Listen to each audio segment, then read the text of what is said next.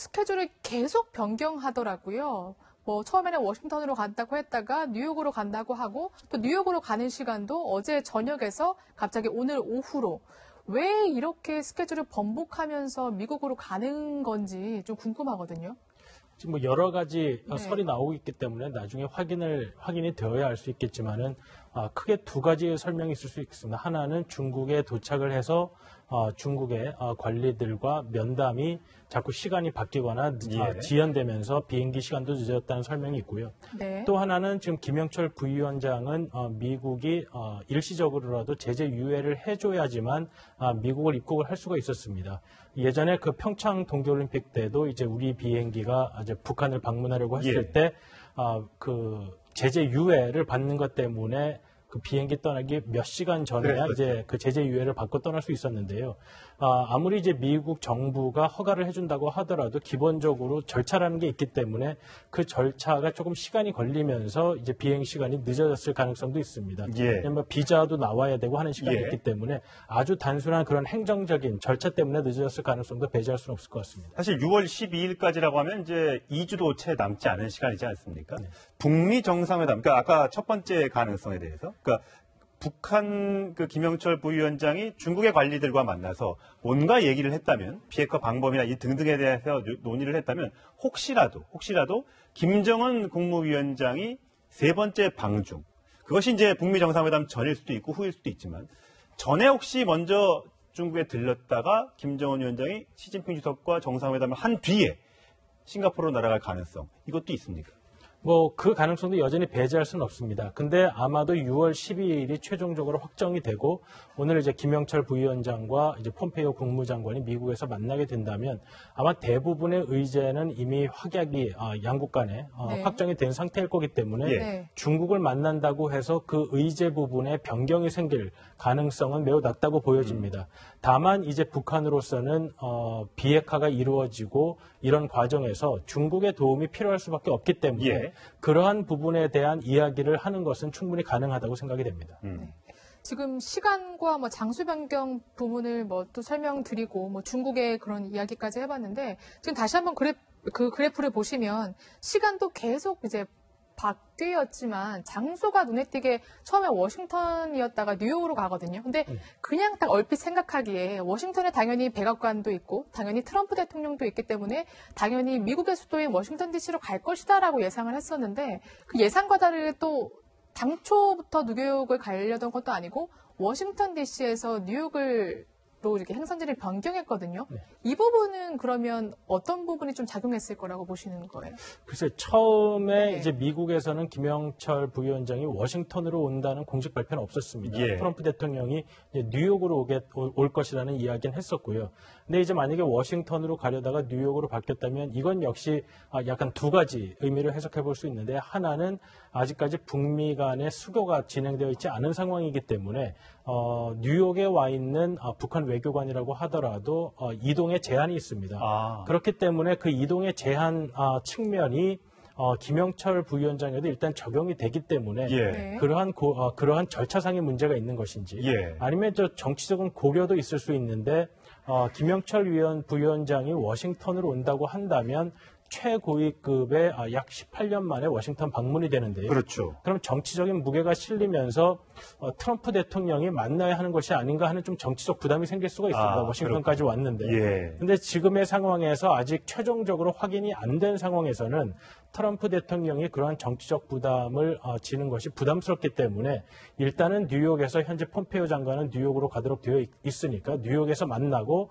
혹시 일이 잘 될 것 같으면 거기서 다시 워싱턴을 방문해서 트럼프 대통령을 만나는 일정은 뭐 여전히 살아있는 가능성이라고 볼 수 있습니다. 그렇군요. 이런 까지 참 면밀히 또 짜야 되는 게 참 외교에 참 어려운 점인 것 같은데요. 김영철 부위원장이 사실 이번 올해부터 그 평창 동계올림픽을 방문하고 등등의 과정에서 이제 역할을 해왔습니다만 과거에는 사실 우리에게는 천안함 폭침의 주역이고 또 연평도 포격 도발의 또 원흉으로 바라봤던 적이 있었습니다. 왜냐하면 본인이 이렇게 강경 발언을 했기 때문입니다. 한번 들어보시죠. 우리 세계 정밀 핵 타격 수단으로 맞받아치게 될 것입니다. 누리면 발사하게 되어 있고 퍼부으면 불바다로 타번지게 되어 있습니다. 이 땅은 결코 한반도가 아니며 이라크나 리비아는 더욱 아닙니다. 우리 군대와 인민도 지난날과 달리 모든 것이 다 준비되어 있습니다. 물론 당시에는 군인이었습니다. 군인으로서 그렇게 얘기했습니다만 우리에겐 참 뼈아픈 이제 기억이 있는 담당 그 부서의 수장이었지 않습니까?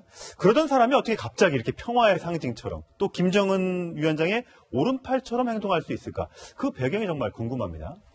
물론 북한의 그 용인술에 대해서는 뭐 여전히 민주국가가 아니기 때문에 여전히 불투명한 점이 있습니다. 근데 지금 이제 저런 발언을 할 때는 이제 김영철 현 부위원장이 정찰총국장으로서 이런 대남, 이런 도발 사업 등을 최종적으로 책임지는 위치에 있었기 예. 때문에 천안함 폭침이라든지 연평도 포격에 대한 최종적인 책임이 당시 김영철 정찰총국장에게 있다. 이런 결론을 우리는 예. 내릴 수가 있었던 것이죠.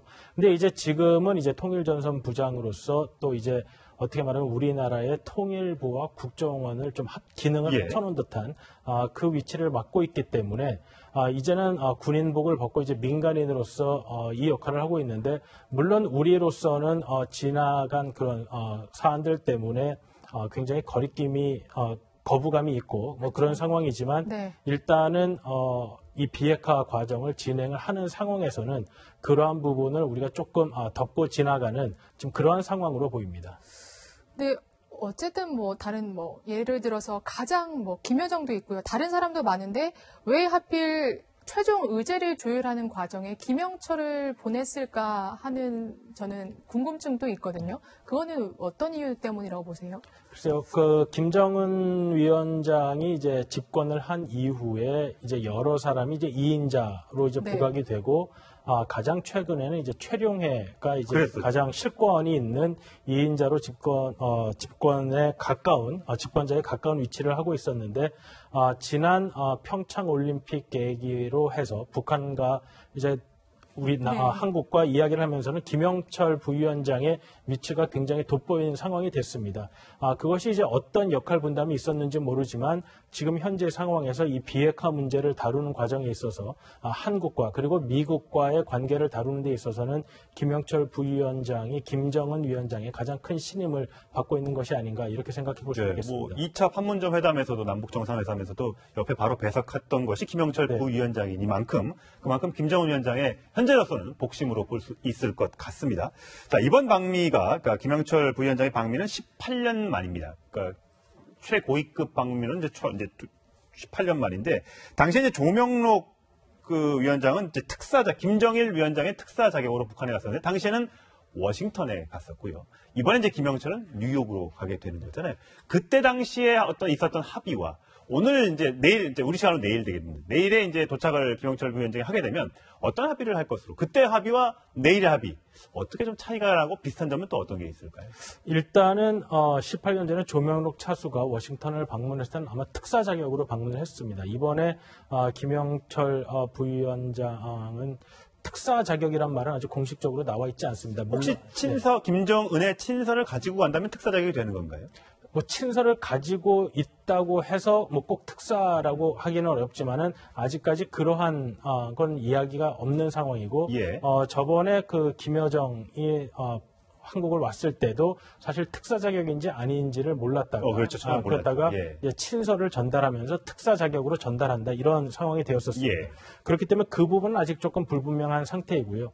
그리고 이제 당시 조명록 차수가 클린턴 대통령을 만나고 했을 때는 김정일 위원장과 클린턴 대통령 간의 정상회담에 대한 이야기를 했었습니다. 그래서 예. 어느 정도 합의까지는 됐었는데 당시 이제 클린턴 대통령이 집권 말기였고 부시 대통령이 당선되고 하면서 선거 바로 한 달 전인가 그랬었죠. 네. 예. 그랬기 때문에 올브라이트 당시 미국 국무장관이 평양을 방문하긴 했습니다마는 정상회담은 열리지 않았고 예.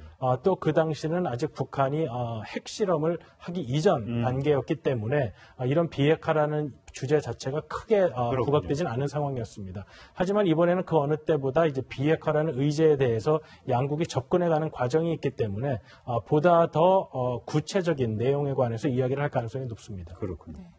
김은채 부위원장이 어쨌든 오늘 오후 1시에 뉴욕으로 출발한다고 하니까요. 뭐 내일이나 모레쯤 좀 어떤 결과가 나올 수 있을지 좀 알 수 있을 것 같습니다. 그때 다시 한번 자세하게 전해드리도록 하고요. 근데 사실 아슬아슬한 게 사실 미국은 비핵화와 함께 생화학 무기 폐기를 요구하고 있잖아요. 그런데 오늘자 노동신문을 보면 북한이 그런 미국 요구를 좀 애둘러 비판하고 있거든요. 6.25 전쟁 기간에 미국이 세균과 화학무기를 사용해서 인민들을 학살하는 천추의 용납 못할 범죄 만행을 저질렀다. 이런 거 보면 아직까지 둘의 의견차가 있는 것 같기도 하고 아니면 이게 협상 전략인가 싶기도 하고요. 아직까지 북한은 내부적으로 북한의 이 대량 살상 무기를 폐기하겠다는 것을 공식화하지 않고 있는 상황입니다. 아마도 그 과정은 6월 12일에 아마 성공적으로 정상회담이 이루어진 다음에 과연 어떠한 논리로서 비핵화 그리고 대량 살상 무기의 폐기 과정을 내부적으로 설득할 것인가 하는 문제가 남아있는 상황인데요. 그렇기 때문에 아마도 6월 12일이 되기 전까지는 뭐 회담을 안 할 정도까지는 아니겠지만 북한이 그동안 해오던 이러한 정치적인 목적의 언행들은 아마 계속해서 지속될 것이라고 보여집니다. 예, 이것뿐만 아니라 북한은 계속해서 을지훈련, 그러니까 한미연합 군사훈련, 을지프리덤 훈련도 중단해야 된다라고 얘기를 하고 있고요. 또 탈북 여종업원들 강제 납치됐으니까 반드시 송환해야 된다 이렇게 주장을 하고 있습니다. 혹시 이런 기조가 또 나중에 혹시 북한이 이 부분에 대한 어떤 이유를 근거로 해서 남북 정상회담이나 어떤 북미 관계 이런 부분에서 또 잘못됐을 때 그 책임을 우리한테 돌리려는 그런 것은 아닌가. 왜냐하면 거의 매일같이 노동신문에 이런 글들이 물론 일면은 아닙니다만 실리고 있거든요. 그러니까 그런 부분이 이제 지난 5월 15일 이후 북한이 갑자기 이제 사실 맥스 선더 훈련이 예정돼 있다는 걸 알고도 남북 고위급 회담을 하도록 합의를 했었는데 갑자기 이제 맥스 선더 훈련을 빌미로 해서 남북 고위급 회담을 취소한 사례도 있습니다.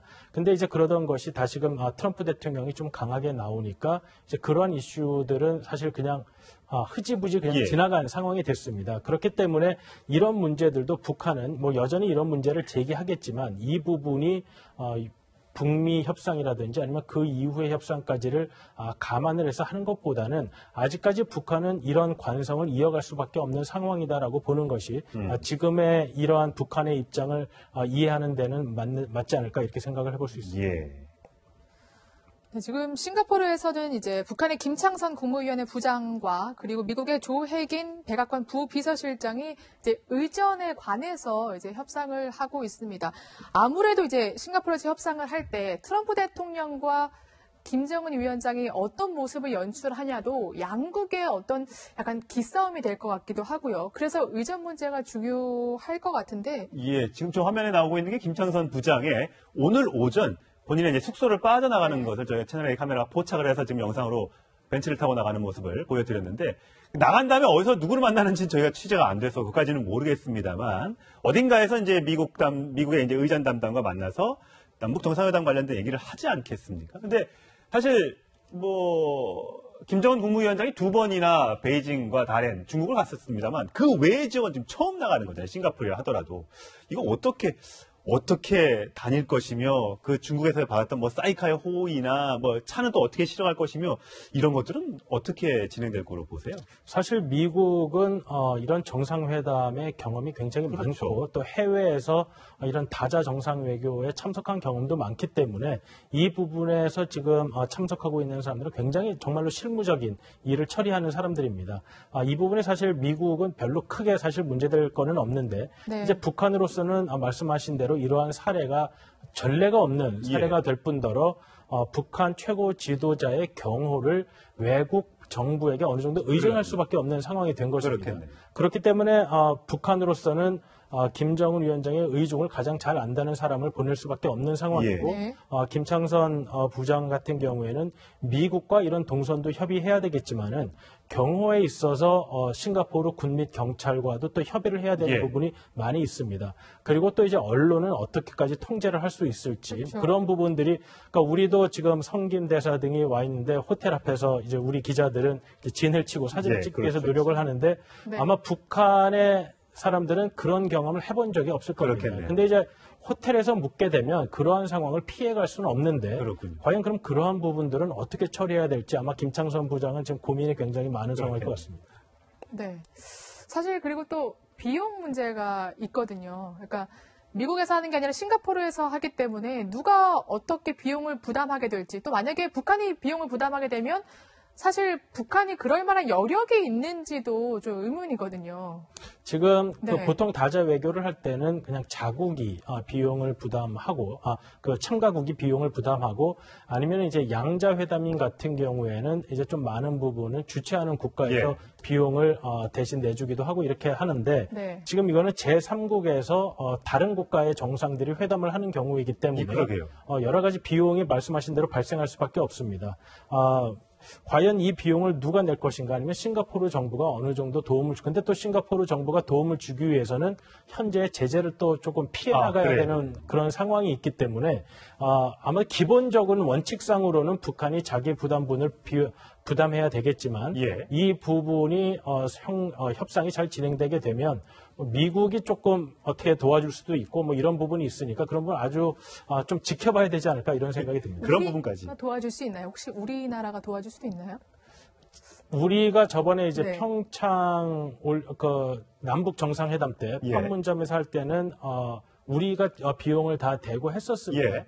근데 이제 사실 그때는 뭐 든 비용이라는 것이 김정은 위원장이 북에서 온 이후에 뭐 이 판문점 그렇죠. 예. 지역에서 한 거기 때문에 뭐 그렇게 문제가 되지 않았습니다만은 이번 같은 경우에는 김정은 위원장이 해외로 가는 비용을 우리가 부담한다는 것이 지금 우리의 남북 특별 교류에 관한 법률에서 정하고 있는 사항인지 그리고 또 만약에 우리는 의사가 있다고 하더라도 북한에서 받아들일 수가 있는지 그 부분을 좀 지켜봐야 할 것 같습니다. 지난번에 판문점에서 1차 문재인 대통령의 정상회담 했을 때 왜 경호원도 이 V자 12명이 차 옆에서 막 뛰어가는 장면 저희가 보고 야 북한은 저렇게 경호를 하는구나라고 했는데 과연 싱가포르에서도 그렇게 뭐 총도 차고 이런 사람들이 이렇게 쫙 뛰어가는 그런 의전을 볼 수 있을지 경호를 볼 수 있을지 그것도 하나의 좀 지금 현재로서는 관심 포인트 중에 하나입니다. 아마 이렇게 하게 되면은 뭐 호텔 주변이나 이제 외곽 경호 등의 기본적인 경우는 싱가포르 정부에서 제공을 하게 될 것입니다.